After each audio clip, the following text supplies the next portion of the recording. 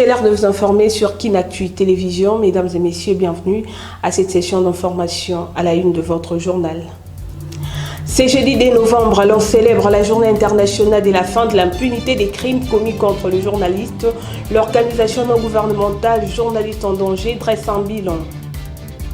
Suite aux sanctions graves infligées contre le Niger après le coup d'État qui a conduit au renversement du président Mohamed Bazoum, l'Union africaine demande à la CEDEAO d'alléger ces mesures, une décision prise tardivement par l'UA. Démarrons ce journal par la coutumée réunion du comité des conjonctures économiques à la primature autour du Premier ministre Jean-Michel Sama Lukonde. Il en résulte une légère accélération du rythme de formation de prix comparativement à la semaine dernière. Quant au taux d'échange, le comité des conjonctures a constaté une dépréciation du franc congolais face au dollar américain. Suivez. En ce qui concerne les indicateurs macroéconomiques, pour ce qui est de l'inflation, l'on note une légère accélération du rythme des formations de prix comparativement à la semaine d'avant. Mais je tiens à rassurer l'opinion que le gouvernement poursuit l'exécution des mesures qui ont été adoptées pour la maîtrise de l'inflation dans notre pays. Quant au taux d'échange, on note à l'indicatif une dépréciation du franc congolais face au dollar et au parallèle, une légère stabilité. Et au 27 octobre, le franc congolais s'est échangé contre 2598, à un taux de 2598 francs congolais pour un dollar américain. Et au parallèle, on a constaté un taux de 2591 francs congolais face au dollar américain. Pour ce qui est des réserves, l'on note une relative stabilité. Elle se situe à 4,6 milliards de dollars américains, ce qui représente à peu près 11 semaines d'importation des biens et des services. Et ici, il est lieu de dire que, comparativement à la situation au 31 décembre 2022, l'on note une amélioration de 5% dans ces réserves internationales. Enfin, vous nous voyez avec le collègue ministre des Hydrocarbures, le comité a échangé autour de la question de l'approvisionnement et la distribution des produits pétroliers et des mesures ont été proposées pour qu'il n'y ait pas pénurie et que les secteurs des hydrocarbures ne puissent pas souffrir d'une quelconque crise d'ici la fin de l'année. Voilà en liminaire ce qui a été échangé autour du Premier ministre dans cette réunion du comité des conjonctures. Prenant cette actualité en plus bref, le rebelle du M23 RDF ont bombardé ce jeudi un site des instructeurs roumains dans le territoire de Nyiragongo au nord de la ville de Goma. Les bilans fait état de 10 civils tués et plusieurs blessés qui ont été évacués dans un hôpital de la place. Nous y reviendrons avec force et détails dans nos prochaines éditions. Autre chose, en mission au Lualaba pour le contrôle et l'identification des effectifs au sein de la deuxième zone de défense, l'inspecteur général de l'armée, Amissi Kumba Gabriel, a échangé avec la gouverneure de la dite province, Fifi Masuka. Regardez. Faire confiance à l'armée congolaise, tel est le message lancé par l'inspecteur général des forces armées de la République démocratique du Congo, Gabriel Amissi Kumba, dit Tango-Fort, en séjour de travail à Kolwezi, dans la province du Lualaba. Reçu ce mercredi 1er novembre 2023 par la gouverneure de province, Fifi Masuka Saini, le général Amissi, via son porte-parole, dit être venu en mission de contrôle physique des effectifs des militaires dans la deuxième zone de défense. Bon, tout d'abord, l'inspecteur général vient en mission de service ici, en mission de contrôle physique des effectifs des militaires dans la deuxième zone de défense qui comprend le Haut-Katanga, le Lualaba, le Haut-Lomami et le Tanganyika. Alors, il ne peut pas se passer de l'autorité politico-administrative de la province. C'est pourquoi il est venu présenter ses civilités à Madame la gouverneure. Nous demandons seulement à la population de Lualaba de faire confiance à notre armée.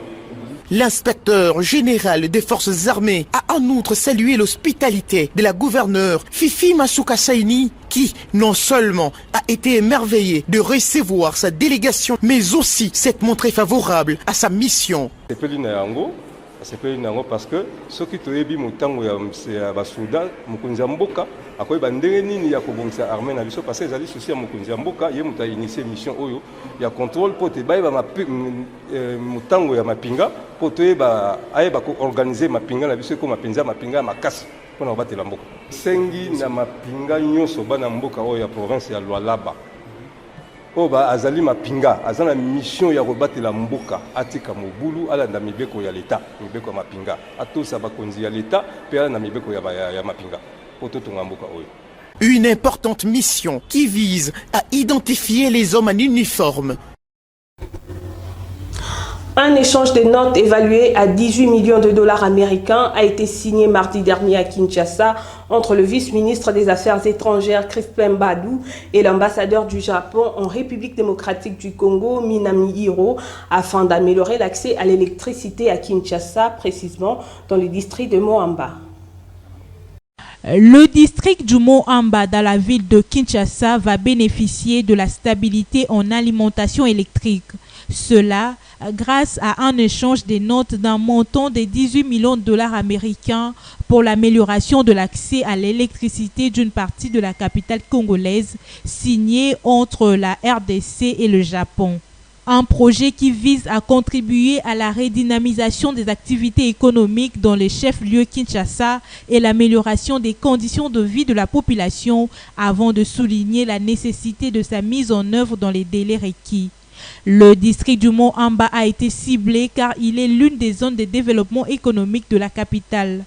Pour l'ambassadeur japonais Minami Hiro, la concrétisation de ces projets facilitera les enfants à faire leurs devoirs aux mamans de conserver leurs denrées alimentaires dans les meilleures conditions et les adultes à développer des activités économiques génératrices de revenus. Crispin Badou, vice-ministre des Affaires étrangères, a pour sa part demandé au gouvernement japonais de tourner le regard vers une coopération mutuellement avantageuse et gagnant-gagnant, mais aussi d'élargir ses projets dans les 3 autres districts de la ville de Kinshasa. Autre chose dans ce journal, à l'Union des syndicats du Congo, il s'est tenu une réunion extraordinaire ce jeudi 2 novembre avec le comité des bases de cette structure à l'Assemblée nationale. Sur table, le préparatif des élections syndicales. Cette réunion stratégique était conduite par son président national, André Maboucha Lumanisha. Nous sommes dans la capitale congolaise, plus précisément dans la commune de Gombe, au siège national de l'Union des syndicats du Congo, USC en sigle. Il est 11 heures que le comité de base USC Assemblée nationale est arrivé dans les installations de cette organisation de la défense des intérêts des travailleurs. Ils étaient bien accueillis par le président national de cette organisation, André Maboucha Lumanisha, signe qui traduit l'expression de l'unité entre les membres de l'Union des syndicats du Congo, dans une ambiance bon enfant et dans une joie immense que le président national de l'USC s'est entretenu avec le membre de l'USC Assemblée nationale sur plusieurs matières, principalement le préparatif des élections syndicales qui se pointent à l'horizon.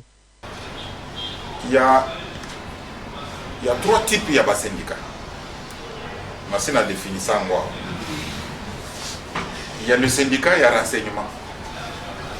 Parmi les syndicats cités, il y a un Kati. Le rôle de défendre. Le rôle de créer juste pour être derrière les agents. Un motif de joie pour le membre du comité de base de l'Assemblée nationale. Vraiment, te féliciter, c'est un président. Peut-être que l'on équivoque, c'est pas ça qui. Et c'est pas ça qui peut. Il y a ça la frousse. Na président national na biso, il y a que l'on l'équivoque wana. Pour Nzamba Zanzambe, donc to CP na ISC, ISC za kitoko, ISC za bien. Ensemble, la ISC, toke liboso, Nzamba Zanzambe, à côté de beaucoup de corona biso, peut gagner l'élection. Par rapport à notre lobami, d'abord dans un premier temps, et ça pour chasser l'ignorance. Ignorance quand on a biso, bando bakaka syndicat, peut-être à la longue, je croyais que syndicat faut que tu aies makelele, pour bayoka yo ke yo wana zolo bani tout ça et pourtant que eloko na eloko ezana ngonga nango ezana ba étape pour na okoma na niveau wana. Tout est bien qui finit bien. Le comité de base USC Assemblée nationale, après avoir entendu toutes les orientations données par le président national de l'USC, André Maboucha Lumanisha, pour baliser le chemin vers un avenir radieux. Ce même jeudi 2 novembre, l'on prône la fin de l'impunité des crimes commis contre le journaliste. À cette occasion, l'organisation Journalistes en danger, GED en sigle, a publié son rapport annuel comportant le bilan de la liberté de la presse sous le premier mandat du président Félix-Antoine Tshisekedi, faisant état d'au moins 523 atteintes à l'encontre de la presse, dont 5 journalistes tués.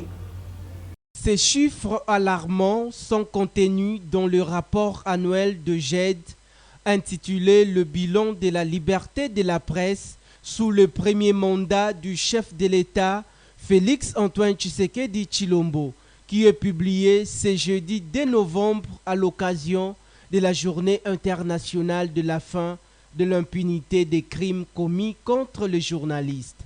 Au moment de la publication de ces rapports, au moins 3 journalistes se retrouvent en détention en République démocratique du Congo.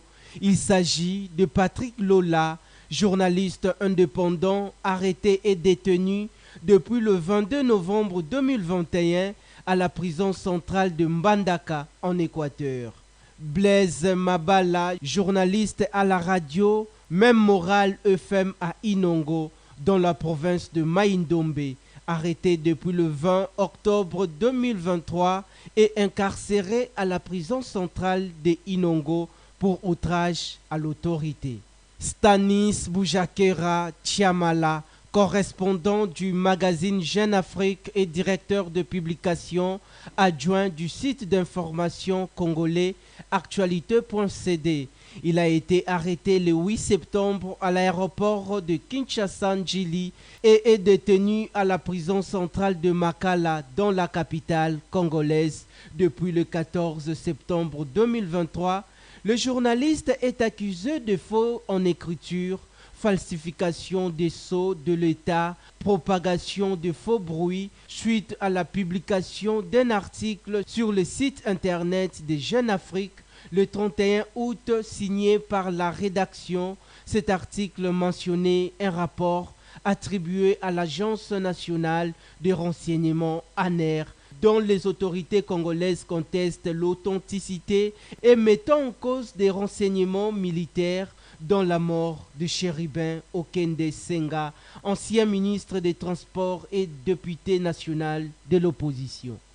Chivis Chivwadi, secrétaire général de GED, a déclaré quels soient les motifs avancés pour justifier cette arrestation, tout laisse croire que cette affaire est plus politique que judiciaire, raison pour laquelle cette organisation de la défense des droits des journalistes demande au président de la République Félix-Antoine Tshisekedi Tshilombo, en sa qualité de magistrat suprême, de lancer un signal fort pour marquer la fin de son premier mandat en ordonnant la libération du journaliste Stanis Boujakera, victime d'un acharnement judiciaire, alors qu'il doit bénéficier de sa présomption d'innocence et de tous les autres journalistes arbitrairement privés de leur liberté en province. Poursuivons ces journaux. La Commission électorale nationale indépendante du Sénégal a formulé la demande de rétablir l'opposant Ousmane Sonko, présentement en prison, sur les listes des candidatures à la présidentielle de 2024. Malheureusement, cette demande a été rejetée par les services du ministère de l'Intérieur. Suivez. Un service du ministère sénégalais de l'Intérieur a opposé le mardi 31 octobre dernier une fin de non-recevoir à la demande de la Commission électorale nationale autonome Sénat de rétablir l'opposant Ousmane Sonko sur les listes électorales et lui délivrer des documents essentiels pour sa candidature à la présidentielle de 2024. La Direction générale des élections DG explique qu'elle n'a pas de compétences pour mener une quelconque action sur le fichier électoral sans préciser qu'il en a le pouvoir. Dans sa lettre à cette institution d'appui à la démocratie sénégalaise, la Sénat avait écrit que Ousmane Sonko devait jouir de son statut d'électeur inscrit sur les listes électorales avec tout le droit y sont attachés. Ousmane Sonko a été radié des listes électorales, ce qui l'empêche en l'état de concourir à la présidentielle. Le gouvernement a essentiellement argué sur la condamnation d'Ousmane Sonko par la contumace dans une affaire de mœurs en juin pour justifier sa radiation. Ousmane Sonko, emprisonné depuis fin juillet sous d'autres chefs d'inculpation, dénonce ces affaires comme des complots visant à l'écarter de ces grands rendez-vous démocratiques de l'histoire du Sénégal. Un juge de Ziguinchor Sud a ordonné le 12 octobre qu'Ousmane Sonko, personnage central avec l'État d'une saga politico-judiciaire mouvementée et violente qui tient le Sénégal en haleine depuis 2 ans et demi, soit rétablir les listes. Le ministère de l'Intérieur a cependant refusé jusqu'alors de lui délivrer le fiche officiel qui lui permettrait de recueillir ses parrainages, une étape nécessaire au dépôt des candidatures. En définitive, la Sénat invite la Direction générale des élections à prendre les mesures nécessaires pour faire tenir à la disposition du mandataire Ousmane Sonko, et c'est dans le meilleur délai la fiche de parrainage, a-t-elle dans sa lettre. Par ailleurs, au Niger, l'Union africaine appelle la CEDEAO d'alléger les 30 des sanctions infligées au Niger après le coup d'État mené très récemment par la junte militaire qui avait conduit au renversement du président Mohamed Bazoum. Éliminatoire Coupe du Monde 2026, Sébastien Desabre a dévoilé ce jeudi la liste des 26 joueurs pour le match RDC-Mauritanie le 15 novembre prochain au stade des Martyrs de la Pentecôte et le 19 de ce même mois au Soudan. Sur cette liste, l'on remarque l'absence de Dylan Batoubishika et du latéral gauche des Besiktas, Arthur Masuaku. C'était à l'issue de la conférence de presse tenue au siège de la FECOFA. Toujours en sport, le joueur congolais évoluant à l'étranger, Chancel Mbemba et Fiston Maélé, respectivement joueurs de Marseille en France et Pyramide FC d'Égypte, figurent sur la liste de 30 joueurs nominés de la CAF pour le Ballon d'Or africain de l'année. Regardez. C'est ce mercredi 1er novembre 2023 que la coordination africaine de football a dévoilé la liste de nominés pour les catégories masculines des CAF Awards 2023, dont la prestigieuse cérémonie annuelle des récompenses aura lieu le 11 décembre 2023 à Marrakech au Maroc.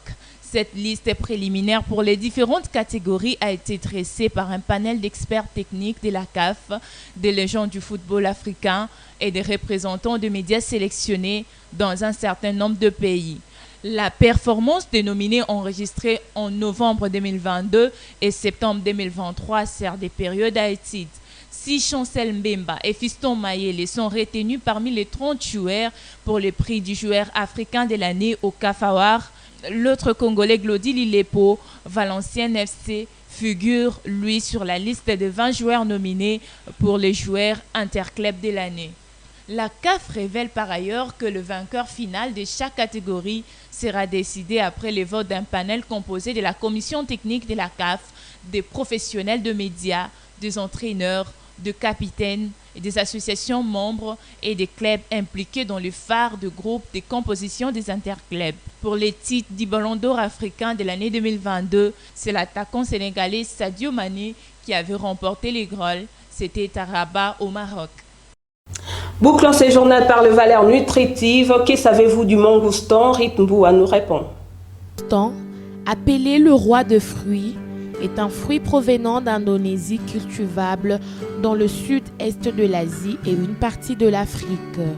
Il est un fruit le plus apprécié grâce à ses bienfaits et à son goût unique.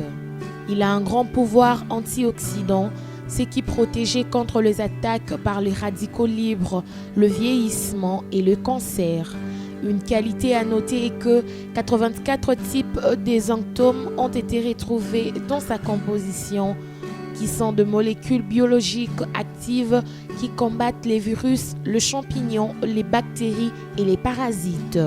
Il contient une grande quantité de potassium, valeur fondamentale pour le fonctionnement correct musculaire et les systèmes nerveux. Il est considéré antibactérien, antiviral et simulé. Il augmente la défense et contient la vitamine B12, ce qui améliore le système nerveux et le métabolisme du foie. Le mangoustan a des propriétés anti-inflammatoires, anti-allergiques et anti-tumeurs. Ces fruits est recommandé pour les personnes souffrantes d'hypertension, de plus qu'il contribue à élever les niveaux d'énergie dans l'organisme.